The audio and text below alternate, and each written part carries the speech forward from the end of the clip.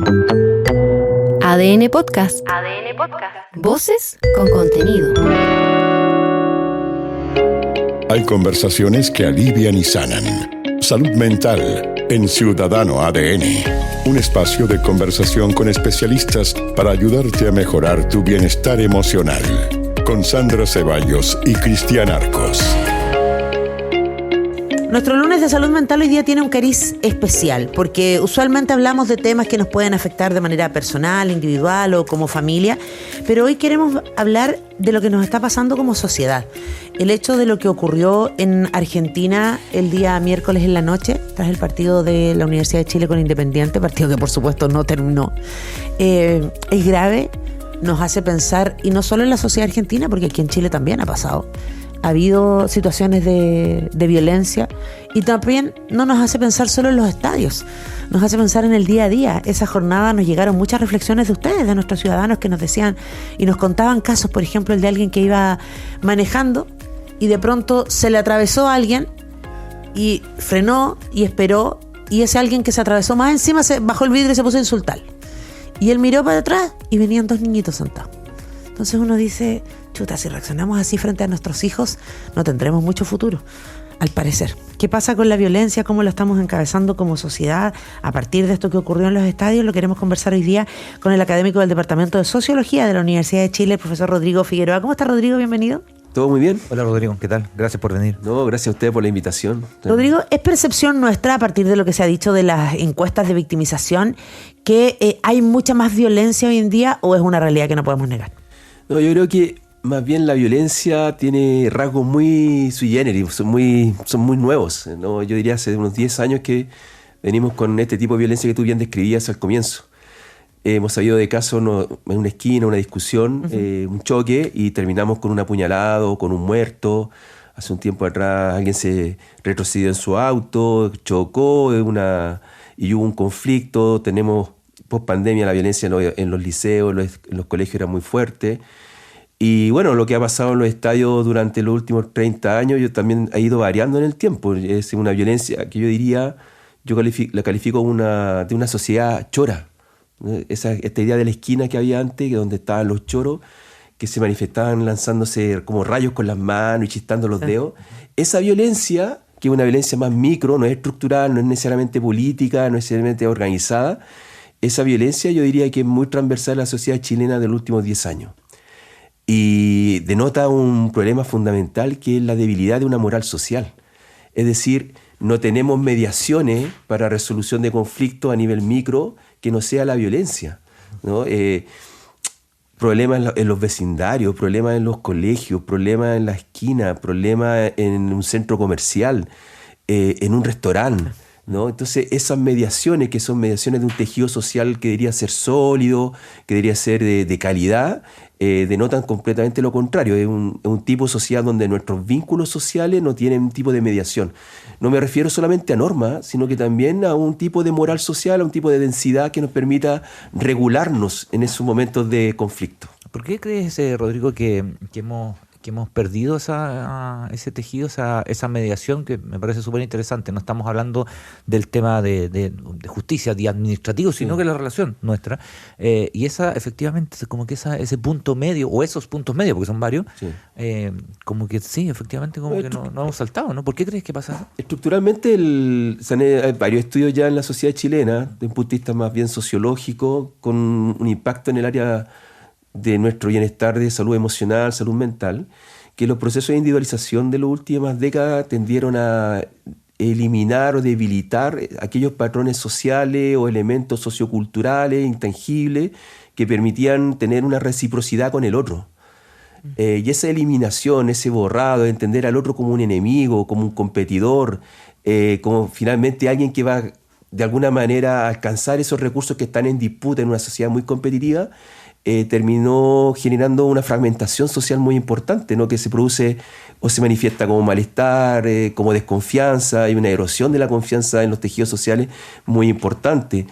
Yo creo que el estallido social fue en parte de eso, incluso, más que una variable estructural política, de un malestar más bien con la distribución de los recursos, tenía que ver también con un malestar en la forma en que nos hemos tratado permanentemente. ¿no? Finalmente terminamos siendo como una sociedad que está muy mediada por ir como un reclamo al servicio de cliente. Ah, claro. Esa relación es la que hoy día es predominante y es muy micro, y eso yo lo estimo tiene que ver con los procesos de individualización. Y lo otro, con las formas más socioculturales estructurales de la sociedad, la falta de liderazgo, de alguna manera que reflejen valores, que reflejen elementos hacia dónde vamos, no una cosa muy cortoplacista, inhiben la construcción. Esto no es el tejido social, así igual como se degeneran los cartílagos de nuestras articulaciones, también los tejidos sociales se degeneran, ¿no? Y cuando se degeneran aparecen cosas muy peligrosas, ¿no? Que aparecen otros tejidos sociales que los reemplazan, y ahí tenemos el caso del crimen organizado, otras organizaciones socioterritoriales, en donde los elementos como que eran clásicos, la escuela, los servicios públicos, incluso hasta las instituciones de salud, ¿no? Están hoy día completamente erosionadas y conflictuadas, son reemplazadas por otros medios que construyen tejido social. Pues. Rodrigo, y esto tiene que ver con eso que se dice que de pronto, no sé, después de haber estado tantos años como limitados en nuestros derechos, en nuestras posibilidades, después vino el cansancio de, como decías tú, ¿no? De el llamar al call center y que nadie te pesque, claro, que vas a un estamento público y tienes que hacer filas, que la burocracia, que los privados, claro, funcionan un poco mejor, pero cuánto te cobran, que va cansando finalmente y nos vamos al otro extremo donde ya solo me importo yo, no me importa el resto, me voy a defender como puedo, para lograr finalmente un equilibrio. ¿Estamos como en esa punta del extremo? Ponte choro. Finalmente, para alcanzar tus cosas tienes que ponerte choro, tienes que pasarte la fila, esto también tiene que ver con, se comienza a alimentar la corrupción, evidentemente, ¿no? Porque los procesos, las trayectorias, como los lugares por donde tú tienes que transitar, están llenos de obstáculos, de acuerdo a tu perspectiva, están llenos de obstáculos que ya no son ni siquiera materiales, son también emocionales, ¿no? Entonces, rómpelos, sáltatelo, ¿ya? Y esa es la sociedad que vimos en el estallido social. Rodrigo, ¿cómo encajamos? Ojo, y en el estallido social, días posteriores, la violencia fue avalada. Sí, claro. O sea, estructuralmente, más allá de la cosa política, sí. Por la sociedad, ¿no? Te iba a preguntar por esta como violencia encubierta, ¿no? Esta agresividad encubierta que está como a veces disfrazada como en eslogan, ¿no? Incluso algunos como el eslogan hasta positivo, pero que, no sé, a mí me parecen súper violentos, lo que decís tú, esto del individualismo, ¿no? Estas competencias también individuales, esto de yo me la arreglo solo, a mí solo me importa lo que me pase a mí, ¿no? Con mi plata no, estaba pensando también. También con mi plata no, también. Que me parecen agresivos, pues me parecen violentos. ¿Cómo encajamos eso que se tiende como a normalizar? Porque además el discurso es que está bien, ¿cachai? O sea, claro, también tenemos varios discursos cruzados de que está bien. Sí, pues eso... bien. Si te pegan, pega. Claro. Si te pegan una vez, pega dos veces. Nos criaron un poco a veces también así. Claro, es muy curioso porque los relatos en los colegios muchas veces son un poquito diferentes. Pero es muy paradójico porque en la realidad concreta lo que estamos viendo es una violencia que estalla por que me quitaste la posición en el auto del estacionamiento. Entonces, yo diría que, mira, el principal problema acá es que nuestros tejidos sociales perdieron el respeto como valor fundamental para la construcción de sociedad. Y ahora es el avasallar al otro, ¿no? Y todos los elementos o los adjetivos que tú premias a una persona exitosa tienen que ver con su individualismo, con su energía, con su esfuerzo, ¿ya? Que puede estar bien, pero si no tiene mediaciones, si no tiene un trasfondo sociocultural, si no tiene instituciones de por medio, ¿ya? Que en ese caso son los liceos, son los colegios, son las organizaciones, ¿no? Las empresas, se empieza a debilitar ese tejido social y terminamos confrontados en la esquina peleando por si tú pasaste primero. El otro día mataron a una persona porque adelantó. Exactamente. Estamos conversando con Rodrigo Figueroa, académico del Departamento de Sociología de la Universidad de Chile. Rodrigo, y cuando pensamos en buscar soluciones, uno diría, oye, pero hoy día estamos por lo menos asumiendo y vamos a terapia si necesitamos salud mental, pero por otra parte estamos en una carrera presidencial donde se promete más mano dura, ser más drástico, volver casi que a encerrarnos cada uno en sus casas, y uno dice, ¿para dónde va la solución efectivamente? Va en volver a recapturar, iba a decir una palabra dura para lo que quiero expresar, para volver a reconquistar, digamos, ¿no? El respeto que teníamos, por ejemplo, que se respetaba desde los profesores a los carabineros y que hoy día eso también se ha perdido. Bueno, vivimos tiempos muy singulares, de mucha regresión conservadora y autoritaria, estructuralmente. Ajá, sí, a nivel mundial. A nivel mundial. Y el problema del orden se está enfrentando con la idea de la mano dura, ¿no? Yo diría que las sociedades nos enseñan que hay reacciones societales frente a estos procesos que son muy interesantes y que tienen que ver con la organización social, con recuperar los barrios en realidad. Los barrios, hoy día los tejidos sociales barriales están completamente entregados a organizaciones que tienen otro tipo de valoraciones respecto del éxito, ¿no? Que son organizaciones criminales, el narcotráfico en las poblaciones, entregan otros valores desde el punto de vista de cómo las personas pueden conducirse al éxito. Es un éxito muy rápido, muy efímero, muy violento. Yo diría que ahí, incluso un poquito en el deporte, a propósito del mundo del deporte, sí, la recuperación de los clubes de barrio, es que existe una política pública del deporte social, pero que no sea simplemente, por ejemplo, la convocatoria a Zumba, ¿no? Sino que sea la reconstrucción de los tejidos sociales deportivos, los tejidos sociales urbanos también. ¿Ya? Eso también se erosionaron completamente, ¿ya? Y hay una falta, centro de madres. Claro, y hay una falta de densidad de organizaciones que puedan de alguna manera hacer un contrapeso a los intereses individuales, ¿no? Falta esas organizaciones intermedias que sean fuertes, que sean consolidadas, que tengan un horizonte, que tengan apoyo. El sentido de comunidad. Y que generen un sentido de comunidad que suponga un equilibrio entre los intereses individuales y los intereses colectivos. Cuando esos equilibrios están ausentes, tendemos a la anomia o tendemos a la regresión autoritaria. ¿Cómo calificas dentro de toda esta visión, Rodrigo, las redes sociales como herramienta, ¿no? Las redes sociales como un mundo también que en algunos instantes se convierte también en un resumidero particularmente violento, algunas más que otras, pero de una u otra manera termina. ¿Cómo podemos entenderlas desde una dinámica que de pronto a lo mejor nos cuesta quizás asimilarla, no sé, con bordes, digamos, o contornos no solo difusos, sino que inexistentes? Sí, hay una hiperestimulación de conceptos, de ideas a través de las redes sociales. Tú puedes estar escuchando ideas muy violentas con ideas de alguna autosuperación, de autocuidado. Yo creo que ahí el desafío es cómo nosotros gestionamos esas relaciones con las redes sociales. Y creo que ahí no hay una política pública que esté generando de alguna manera señales, mensajes, en que hay un problema de salud pública cuando tú no sabes gestionar estas comunicaciones, estos estímulos que son masivos, sobre todo la gente joven está todos los días con estimulaciones que son violentas por una parte, o en estos temas de autocuidado, y muchas veces hay que aprender a gestionar. Y lo otro es que se producen como cajas negras, ¿no? O sea, tú te metes en una comunidad y no sales más de ahí. Y te puedes meter en una comunidad muy violenta. Y eso te puede generar una proyección hacia, entre comillas, la vida material. Una cosa es la vida virtual y otra cosa es la vida material. Y en esa interfaz que están conviviendo permanentemente, que tú adquieras conductas, conocimiento, elementos, narraciones, narrativas en las redes sociales y las proyectes hacia el mundo material, te puede generar hechos muy graves. Y cuando hacen, porque hay mucha gente que es muy violenta y se defiende diciendo, pero si esto es virtual, esto es Twitter, no sé. Exacto. Particularmente yo me salí de ahí porque me pasó una situación tremendamente violenta que involucraba a mi familia y a mi hijo, entonces yo me salí de esa cuestión. Y la respuesta era, pero no te enojes si es Twitter. Y ahí me pareció tan absurda esa posición, ¿no? Es la banalización de la violencia.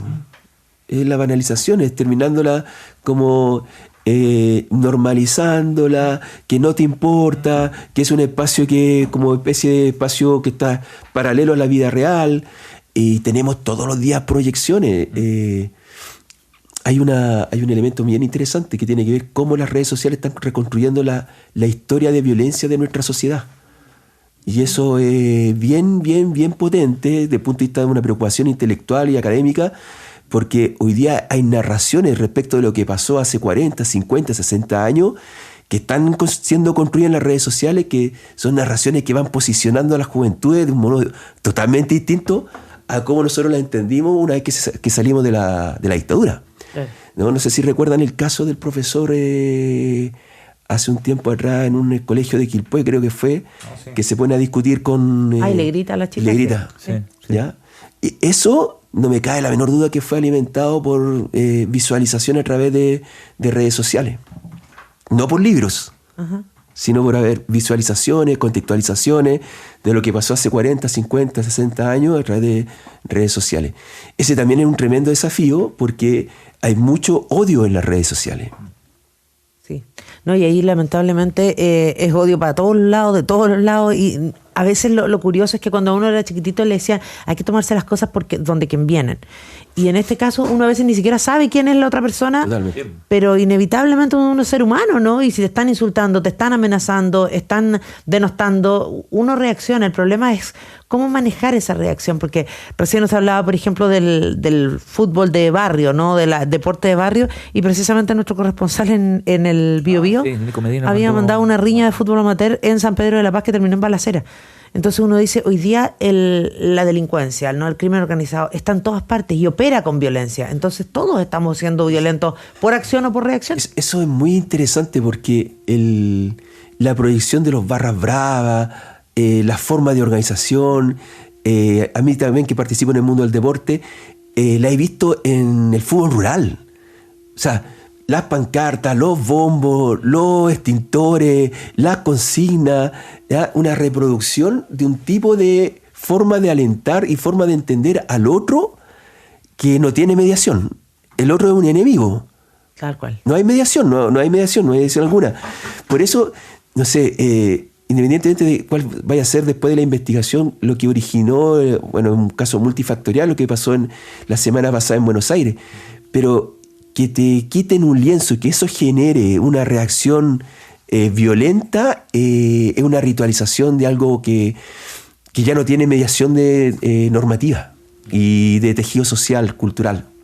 Cuando ocurre de pronto en el fútbol, ¿no? En los viajes y qué sé yo, o en los partidos de convocatoria, hay una mirada, yo no la comparto tanto, ¿no? Pero te la pregunto igual, de que mucha gente como que va a botar ciertas tensiones al fútbol, ¿no? Y que está medio permitido incluso, ¿no? Tú pagas una entrada y está como permitido que putees a todo el mundo, perdón, el francés. No sé si están así, no creo que es como simplificar un poquito el proceso. Creo que no me parece que tienen mucho más causas que... Yo llevo 40 años yendo al fútbol, tuve la oportunidad de ir a estas jornadas dobles, donde convivíamos los hinchas de la Chile con los hinchas de Colo-Colo, cuando jugaba contra Magallanes, contra Palestino, en esas jornadas dobles, en estadio pequeño, incluso como en el Santa Laura. Y yo no veía a todo el mundo expresándose con respecto al otro de una manera grotesca, humillante. Era un momento de ir a divertirse y a vivenciar tu pasión, sí, claro, ¿no? A hablar sobre lo que estaba pasando en la cancha, ¿no? A ver a los jugadores que te gustaban. Incluso si jugaban en otro equipo. Exactamente. Sí. No había esta negación del otro, ¿no? Y con conceptos que son totalmente generan humillación. Las madres y todo ese concepto que están en las barras bravas no existían. Eso es una cosa mucho más contemporánea, y yo diría que ahí yo comparto contigo que no es tan así. Hay mucha gente que va al estadio, incluso mucha gente va en su primera experiencia al estadio como con su familia, sí, claro, ¿no?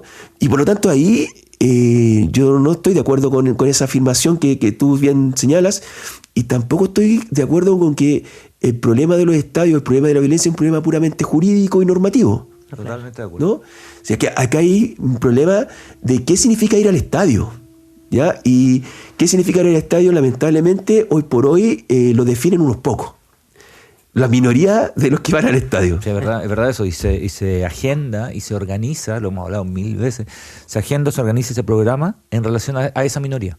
Entonces tú dices, es que son pocos y uno escucha a las autoridades, son un grupo reducido. Perfecto, estamos de acuerdo con un grupo reducido. Entonces, ¿por qué tenemos que jugar a la hora del grupo reducido? Claro. ¿Por qué tenemos que tener un aforo reducido por ese grupo? ¿Por qué hay días que no se puede jugar? ¿Por qué no se pueden jugar 2 partidos el mismo día?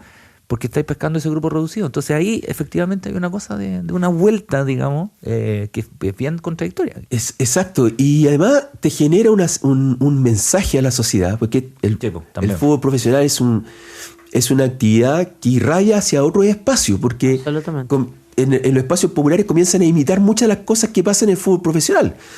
Y si tú tienes esa forma de gestionar los estadios en función de los violentos, de este tipo de violencia, que es una violencia que no está mediada por elementos que te permitan ver al otro como algo distinto de un enemigo, ¿no? Como un rival futbolístico. Exacto, ¿no? Si no es más que eso, claro. Claro, no, estamos en una situación peligrosa. Porque además eso, como usted decía, se proyecta a otros ámbitos, porque a lo mejor en la barra del frente tengo a alguien que es compañero de trabajo, que es compañero de colegio, que es vecino, y ahí se va corriendo el cerco de acción que tienen. Nuestros auditores, como siempre, muy partícipes en esta sección, hacen reflexiones. Alejandra nos dice, la escucha respetuosa es elemental para no propagar conductas violentas. Escuchen a las y los chicos que se están manifestando en sus colegios, por ejemplo. Dice, no nos quedemos en discursividades vacías. Y uno, claro, hace el punto, pero también cuando ve a los chicos en los colegios cortando las calles, tirando bombas, haciendo destrozos, uno también dice, churra, ahí, y no, lo uno con el comentario de otro de nuestros auditores que habla de que esto comienza en la casa también, con la reflexión, con lo violento que pueden ver de pronto a los chicos en el hogar, ¿no? Es Tomás el que nos dice, cuando normalizamos los gritos, el castigo, los golpes a los niños, los adultos reaccionan peor. El fútbol es lo que viene de la casa, del entorno, de los gobiernos. Yo veo violencia, por ejemplo, en el presidente de Argentina, entonces los violentos se sienten apoyados con otros violentos. Yo agregaría a esos comentarios que también en los barrios mi vecino es mi rival. Sí, claro. A mi vecino tengo que ganarle, no tengo que dejarle pasar una, ¿no? Entonces ahí también hay una cosa de las familias, una ¿no? competitividad tóxica. Exacto, competitividad total, y eso genera mucha violencia.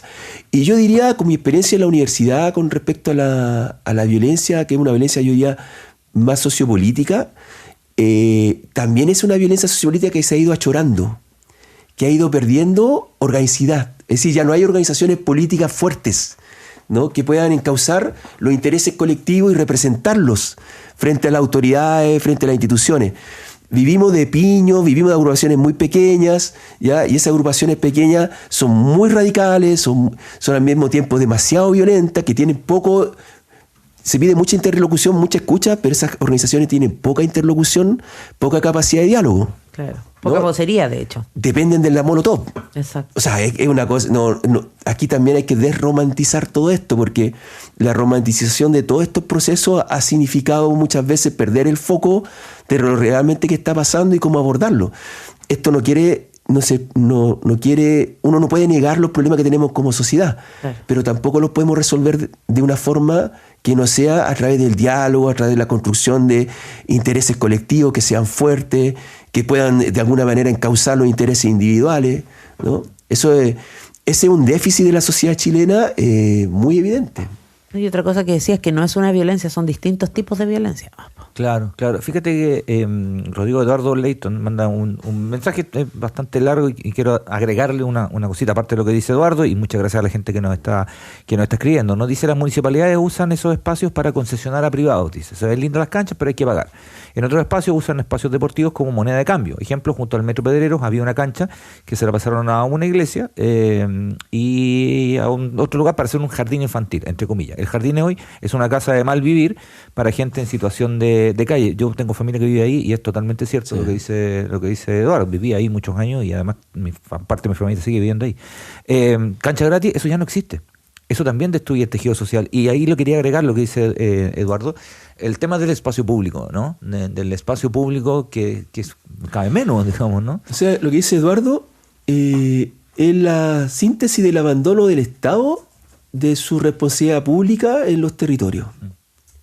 Y eso viene ocurriendo, yo diría, desde el retorno a la democracia. Y eso ha generado, evidentemente, que se destruya cualquier tejido social barrial, deportivo, ¿no?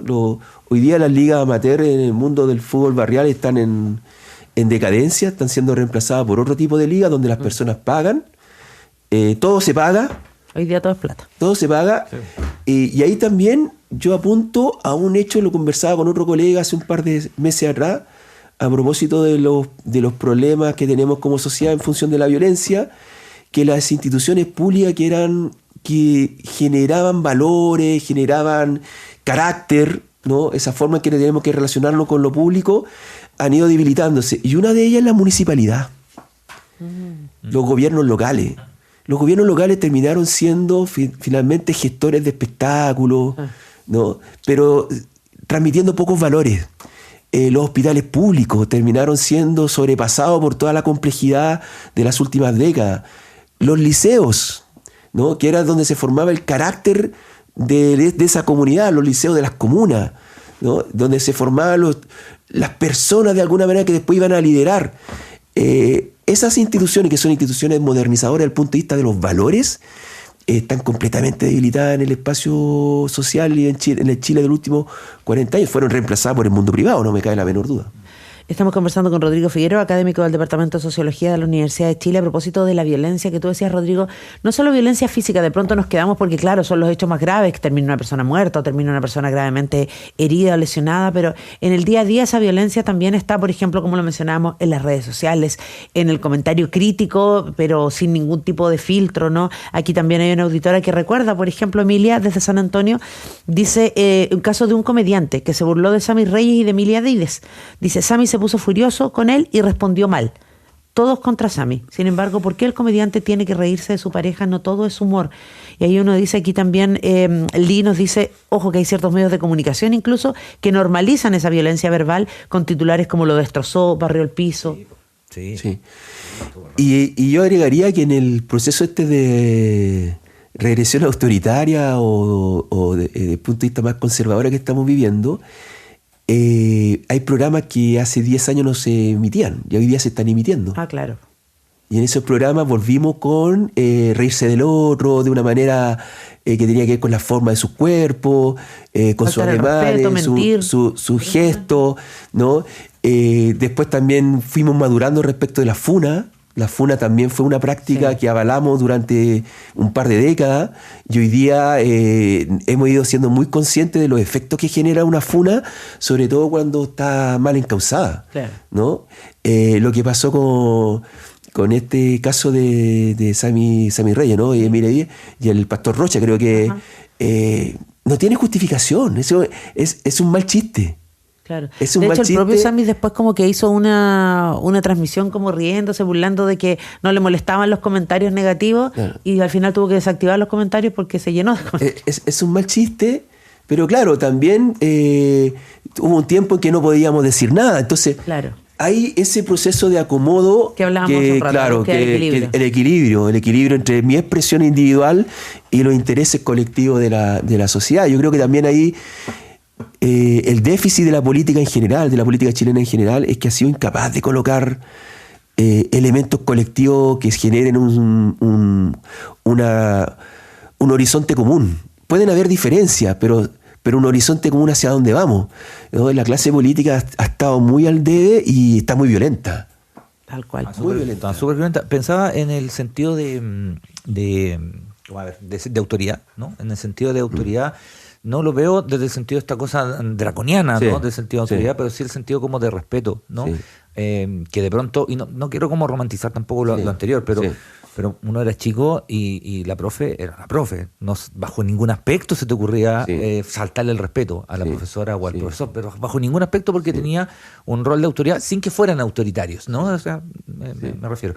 Yo veo que eso se pierde también en diferentes lugares, insisto, no entender esta cosa como vertical, pero sí de que sí hay personas que tienen roles de autoridad y que uno los respeta. ¿No? La individualización trajo consigo también un elemento colateral que fue la horizontalización sin mediación de la sociedad. Y por lo tanto no existe un orden de la grandeza, ¿no? Que pueden ser de diferentes sentidos, pero cuando tú te sentabas a la mesa había un orden de la grandeza. Sí, también. Eso se perdió, porque todo se horizontalizó y estamos, por lo tanto, en un escenario muy débil, muy erosivo desde el punto de vista de los elementos que nos permiten relacionarnos, porque no hay un orden de la grandeza. Y ese orden de la grandeza tiene que ver con los valores que median o que construyen nuestras relaciones.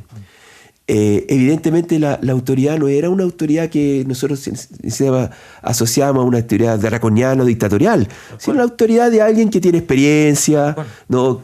Que tiene un trabajo, que tiene algo que enseñarnos, que tiene algo que mostrarnos y que nosotros aprendemos a escuchar, ¿no? Y en esa escucha activa podemos también después transmitir hacia nuestros hijos o hacia otras personas, ¿no? Eso se perdió completamente. Yo creo que es uno de los elementos más difíciles de asimilar en la sociedad actual. Sí, porque yo ponía el ejemplo del profe, pero hay varios ejemplos, como dices tú, incluso en términos familiares también. Totalmente. ¿no? O sea, la gente que es más grande, el tema de los mismos, no sé, carabineros. O sea, yo le hago caso, si me paran me detengo. Sí. Porque, pero también hay una cosa como de una cosa como media irrespetuosa, literalmente. por eso, por ejemplo, a mí me ha pasado, yo no lo puedo negar. Yo voy caminando y me detiene un guardia y me pongo choro. Sí, a veces pasa. ¿Por qué, Claro. por qué me va a pedir mi root? Cuando te piden el root. Claro, ¿Ya? cuando uno va de visita. Ese es como el acto más violento, entre comillas, contra la individualidad, que te pida tu root. Y en realidad está haciendo su pega, está haciendo su trabajo. Cuando tú pasás como el momento de esa primera reacción, que después como completamente que espontánea, la calibráis. era su pega. Pero es que es raro porque uno lo hace, claro, contra el guardia que te está cuestionando, o lo haces cuando vas de visita a un departamento, un edificio Sí. y te piden el root. Pero anda que te lo pidan a cambio de puntos de cualquier tontera. Uno les Lo da pasáis al todo. tiro. Lo dais al tiro. Es Lo dais al verdad. tiro, lo dais al tiro, ¿no? Porque también las mediaciones son muy de la horizontales, plata. claro, muy horizontales, son muy asimilables a cómo nos relacionamos en los mercados. Y ahí Es como el que gano yo, ¿no? Sí. Claro, es como equilibrarlo también, ¿no? Porque a mis hijos se ríen de mí porque de repente, no sé, vamos en el auto y un carabinero y a mí me da susto. Que también está mal, porque Tiene que ver con nuestra generación sí, también. sí, tiene que ver con nuestra generación. Y él lo Tiene que que le ver con- digo, y él le digo, ¿por qué me insultas? Bueno, digo yo, sí. Bueno, ¿qué querés que te diga? Digamos, y ahí le empiezo a contar y todo. Y me da susto, pues, si me Sí, paro y pues, digo, sí. no he hecho nada. ¿Has hecho? No, ¿estáis con los papeles al día? Sí. ¿Y por qué te da susto? No sé. Sí, No pues, sé, sí. me crié así, pero Bueno, eso también también está mal, pues, obvio. Claro, pero denota también que esto que estamos hablando hay que también mirarlo de manera generacional. Seguro. ¿Ya? Nuestra generación evidentemente tiene un miedo que está instalado en alguna parte de nuestra capacidad cognitiva grieta y ahí. que se estalla cuando nos piden nuestros documentos o cuando tú ves que hay un control te pones en alerta inmediatamente. Bueno, con las generaciones más jóvenes es distinto, ¿no? Vivieron los procesos de construcción de autoridad de una manera distinta, ¿no? Tiene sus virtudes y tiene sus debilidades, ¿no? Pero esa discusión a mí me gustaría darla porque no la damos, ¿no? Y damos por hecho muchas cosas que finalmente no nos pasan la cuenta después. Bueno, de hecho, efectivamente, en el día a día es donde hay mayores problemas por esa pérdida también de autoridad. Aquí Pablo nos dice, hay muchos comentarios, la gente está muy interesada porque no hablamos de esto tampoco, no lo conversamos. Claro. Y por eso agradecemos que esté con nosotros el sociólogo de la Universidad de Chile, Rodrigo Figueroa. Dice, hay una frase con la que no estoy de acuerdo respecto a la relación de alumnos y profesores, pero yo creo que se puede ampliar.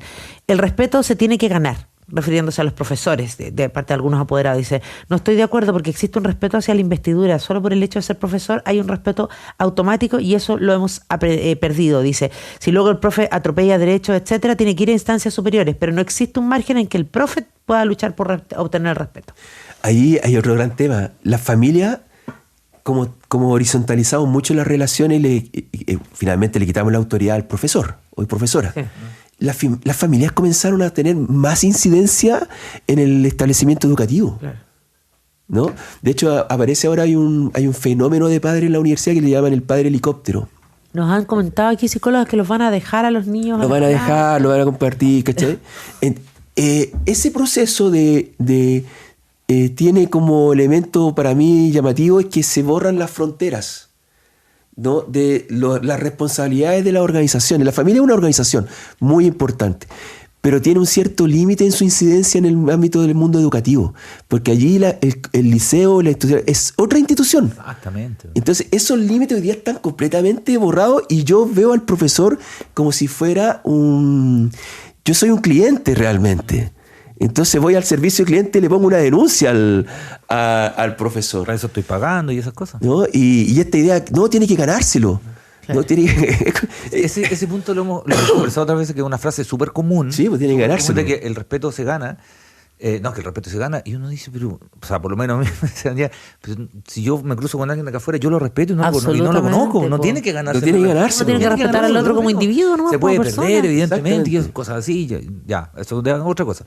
Pero el respeto se gana. ¿Y por qué al revés? ¿Por qué yo me tengo que ganar el respeto de alguien? Respétame. No, Yo sí. te respeto, no entiendo. Y debería ser una lógica de transversales. Si yo voy caminando por el Paseo Ahumada, me tengo que sentir seguro. Sí, po. ¿No? En base a una mediación normativa, institucional y cultural. Pero voy por el Paseo Ahumada y veo que hay muchos que me quieren, ¿no? O sea, desde mi le tengo percepción, desconfianza ¿no? a todos, de hecho. Exactamente. ¿Sí? ¿No? Sí. Entonces yo a priori desconfío del profesor o profesora, ¿no? Y después viene la reacción del profesor o de la institución con respecto a la familia, Claro. ¿no? Y se vuelve ahí un... Bueno, esto de la familia pasa en todas partes. Incluso en las escuelas de fútbol también pasa... En todos lados. Pasa en todas partes. Bueno, aquí Raúl Orellana... El papá entrenador, perdón. El papá entrenador Sí, es el más papá, violento. No, el sí, papá entrenador, po. Es más violento. A través de nuestra retransmisión en YouTube, Raúl Orellana pone un punto bien interesante. Dice, los sistemas de creencias que están muy internalizadas generan defenderlas y muchas veces con excesiva agresividad, partiendo por ideologías religiosas, no sigan opinando, no es que se me mueve, ya, partidos políticos, gustos deportivos. Marcela Vázquez también agrega la espiritualidad desconectada, mucho materialismo. Al final todo eso tiene que ver Ahí yo con la discusión. comparto con el auditor y yo haría una pregunta. ¿Cuál es nuestro sistema de creencia hoy día? ¿Y cuál es el orden de ese sistema de creencia? Y creo que si hiciéramos una encuesta nos llevaríamos mucha sorpresa con respecto a cuál es nuestro orden de creencia. Porque si yo voy a un estadio y no acepto que vengan público visita, Sí, tal cual. es decir, es una negación absoluta, po. Absolutamente. Es el elemento más característico de nuestro sistema de creencia. Conversamos mil veces acá en Si lo programa. queremos llevar a una cosa cotidiana que nos pasa, te estoy diciendo, no solamente el partido más importante del fútbol chileno año tras año, a cualquiera. A cualquiera. Sin público visitante. Sin público Pero visitante.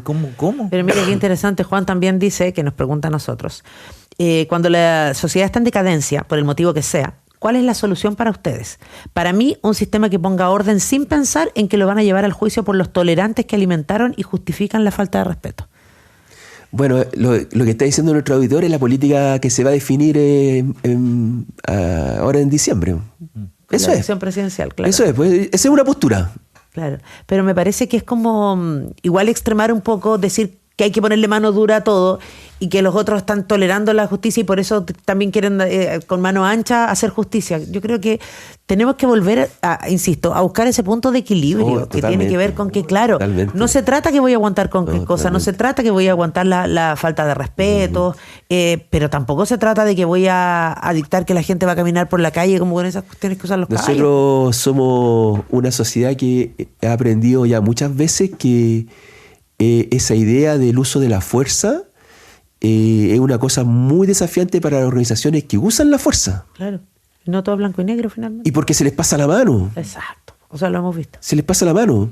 Y no es cosa de ver solamente el tema del año 73, sino que cada vez que pasa un terremoto, y la historia está muy bien documentada, cada vez que ocurrió un terremoto masivo de estos grandes en Chile, hubieron saqueos y hubieron muchos muertos por una violencia represiva en un escenario de caos. Es que a todos los conjuntos que están desarticulados se les pasa la mano. O sea, para el terremoto del 2010, Exactamente. en Concepción la gente andaba robando televisores, sacando y otros tantos tirándolos para quemarlos. O efectivamente, cuando había un estallido social y había gente que se estaba manifestando, habían fuerzas policiales y de ejército que los golpeaban. Bueno, Y en los casos de la justicia están comprobados. Bueno, o sea, nosotros tenemos mutilaciones de ojos, Tal cual. tenemos violencia innecesaria o no justificada, que tiene que ver con la forma de gestión de la violencia, porque cada organizaciones hay organizaciones, entre comillas, especializadas. Entonces, a veces la apelación a la idea del orden, la mano dura, claro, pero hay que tener conciencia de que las organizaciones que van a aplicar eso, muchas veces terminan sin seguir el protocolo. y como dicen. pasándose varios pueblos, ¿no? Sí. Bueno, es un tema complejo, delicado, pero el que creo que hace bien seguir conversando, ¿no? Vamos a tener que volver a reflexionar de esto, vamos a ir viendo qué pasa con los discursos de violencia también. Yo creo que un día eso Sí. es bien relevante que lo tratemos, así que queremos darle las gracias al académico del Departamento de Sociología de la Universidad de Chile, Rodrigo Figueroa, por haber estado con nosotros y recordarles a todos ustedes que esta conversación queda disponible en Spotify para que les pueda servir también de punto de reflexión y de conversación a ustedes en sus casas. Muchas gracias, Rodrigo. No, muchas gracias a usted y por la invitación. Salud Mental en Ciudadano ADN está disponible en adn.cl, sección podcast y Spotify. Escúchalo cada semana. Comenta, comparte este podcast y mejora tu salud mental y la de tus cercanos.